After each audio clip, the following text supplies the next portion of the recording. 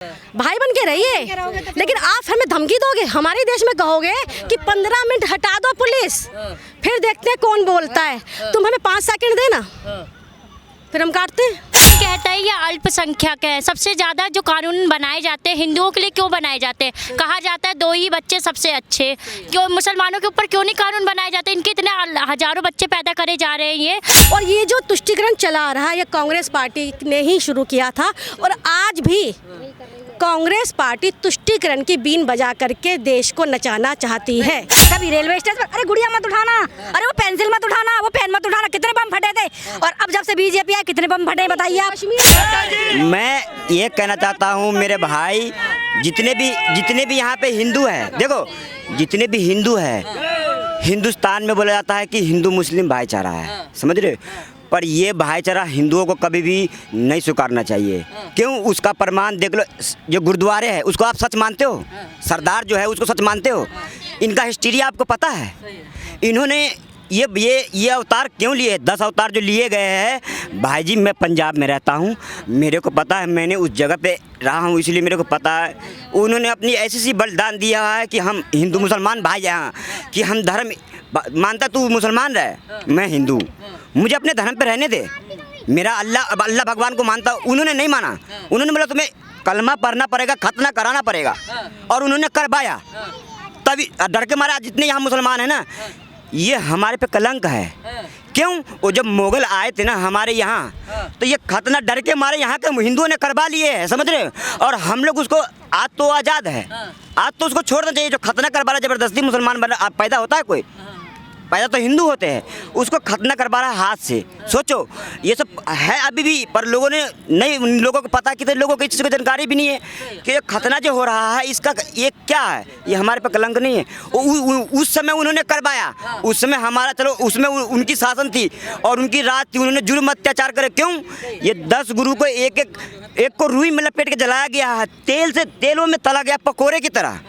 अब बताओ, बाप के आगे उसकी बच्चे की कलेजा निकाल कर जुबान में ठुसा गया कि तू मुसलमान बन, तुझे कलमा पर। उन्होंने बोला मैं कबूल नहीं करता, तुझे जो करना है तू अपना कर्म कर ले, मैं अपने धर्म पे हूँ, मेरे को हिंदू बने रहने दे। फिर भी उन्होंने उसको छोड़ा नहीं, मार दिया गया। 10 गुरु की स्त्री आप पढ़ो, अभी भी ग्रंथों में पढ़ी हुई है, समझ रहे, पर लोग उसको इतना नहीं पढ़ाया गया। ये कांग्रेस की इतनी बड़ी गद्दारी रही, हमारे को पढ़ाया दिया था ना तो इस्लाम यहाँ खत्म हो गया रहता, पर इन्होंने जबरदस्ती उसको छिपाए रखा, उनको नहीं पढ़ाया गया, समझ रहे। अगर वो गुरु गोविंद सिंह की और गुरु तेग बहादुर सिंह की इतिहास पढ़ाया गया था 10 गुरुओं को, तो सब अपने आप को, हम मानव है, आज के लोग भी मानते हैं, हिंदू मुसलमान सबके लिए बोलते हैं, कोई नहीं, सबको समझना चाहिए इस बात को कि हम मानव है।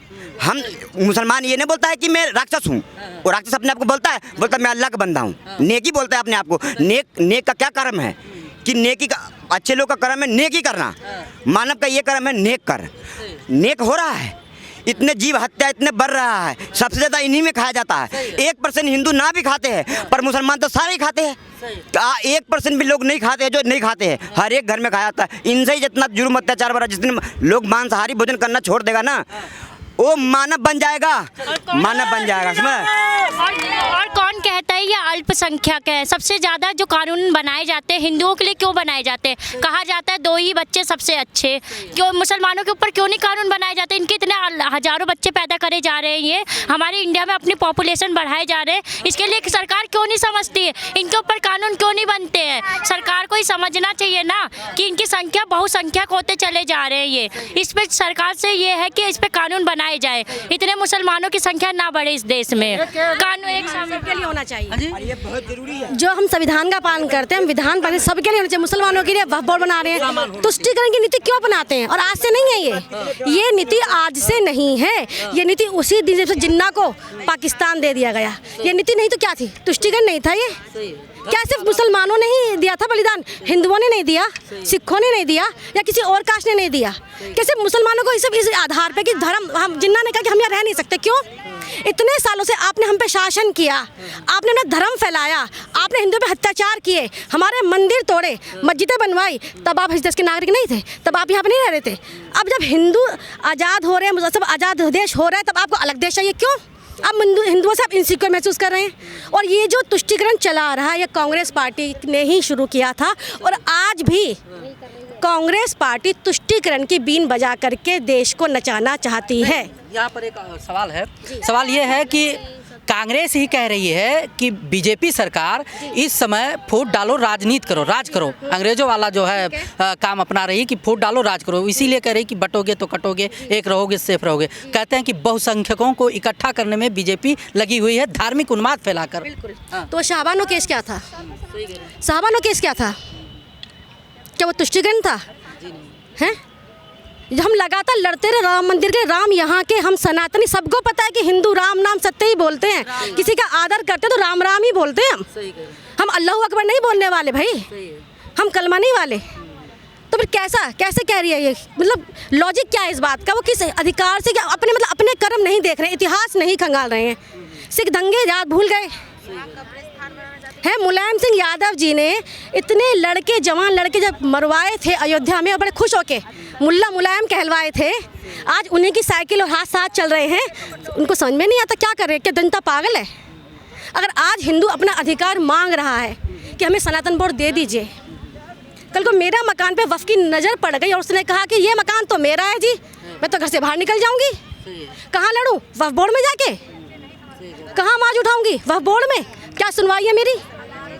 मुंसिफ भी वही है, सब कुछ वही है, तो मैं क्या हूँ? अपने ही देश में मैं अपराधी हूँ। यहाँ जो देश है ये मेरा देश है ना, मैं सनातनी हूँ ना। पाकिस्तान बना, चले गए मुसलमान, कुछ मुसलमान फिर भी रह गए, वो क्या कर रहे हैं? हमें काट रहे हैं ना।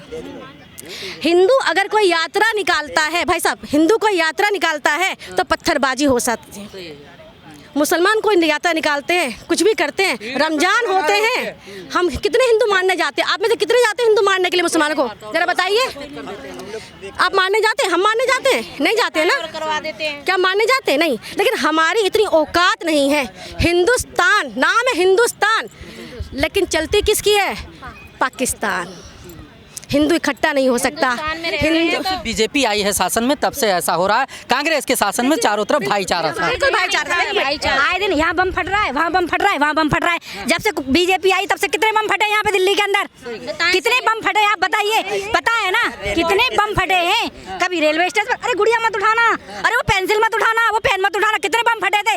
और अब जब से बीजेपी आई कितने बम फटे बताइए आप? कश्मीर में भी तो क्या हुआ था? 1990 में कश्मीर में क्या हुआ था भाई साहब? कश्मीर में जो हिंदू भागे थे, अपनी मर्जी से भागे थे कि अपनी औरतें छोड़ जाओ, अपनी औरतें छोड़ जाओ, ठीक है, और सारे के सारे मर्द यहाँ से चले जाओ। वही भाईचारा था। भाई वो है, चारा हम लोग हैं। अच्छे से चारा तो हम लोग हैं, वो भाई है। क्यों? कश्मीर पे क्या हो रहा था? और वो ज़्यादा दूर की घटना नहीं है, वो 1990 की घटना है। वो कश्मीरी पंडितों को काट के और अच्छे से, और कि भागो, बताओ बीवियों के साथ क्या करा उन्होंने। अब सबको अकल आ गई है कहना, अब कोई बुद्धू नहीं रहा हिंदू, और सबको बुद्धि आती जा रही है कहना है। मैं तो सिर्फ एक बात कहना चाहूँगी कि अगर हिंदू को अपना अस्तित्व बचाए रखना है तो आज नहीं तो कल एक होना पड़ेगा, वरना जिस तरीके से संख्या बढ़ती जा रही है मुसलमानों की, 2 करोड़ से 25 करोड़, और जो ये टारगेट लेके चल रहे हैं 2040 तक जो टारगेट लेके चल रहे हैं, ऐसा ना हो कि आगे एक पाकिस्तान और बन जाए। ओवैसी को आपने सुना होगा, वो कहते हैं कि भाई संविधान है देश में, लोकतंत्र है, किसी के बाप टाइप का पता नहीं कैसा शब्द इस्तेमाल किया उन्होंने, कहा किसी के बाप का थोड़ी ना कि ऐसे भगा देंगे। संविधान को हम मानते हैं, संविधान के तहत जो है। तो ऊपर से अल्लाह बन के नीचे क्यों बनाते हो उसे मुल्ला? 15 मिनट क्यों मांगते हैं फिर वो? अगर चलिए मानिए देश है, भाईचारा बनाइए, भाई बन के रहिए ना, भाई बन के रहिए। लेकिन आप हमें धमकी दोगे, हमारे देश में कहोगे कि 15 मिनट हटा दो पुलिस, फिर देखते हैं कौन बोलता है। तुम हमें 5 सेकंड देना, फिर हम काटते हैं। क्या हम लोगों को नहीं आता क्या? 15 सेकंड की धमकी दे रहे हो तुम हमें, हमारे ही देश में रह के, और उन्हें सपोर्ट कर रहे हैं कुछ मुसलमान, क्या नहीं कर रहे? आप देखो डिबेट पे, सारे डिबेट पे देखो आप हैं। अभी दिल्ली में कुछ टाइम पहले पिछले साल श्रद्धा वाला हत्याकांड का वो केस हुआ जिसमें आफ्ताब ने किया। कौन मुसलमान उठ के आ गया बोलने कि ये गलत था? किस मुसलमान ने आवाज़ उठाई कि ये गलत हुआ? ऐसे अगर हम एक रहते ना तो सेफ रहते, तो ये कांड ना होता। इसीलिए मोदी जी का कहना सही है, एक है तो सेफ है। और हम सनातन बोर्ड बनाएंगे ताकि हम बच सके। धर्मो रक्षति रक्षता, हमारे धर्म की रक्षा के लिए सनातन बोर्ड जरूरी है, हमारी रक्षा के लिए सनातन बोर्ड जरूरी है।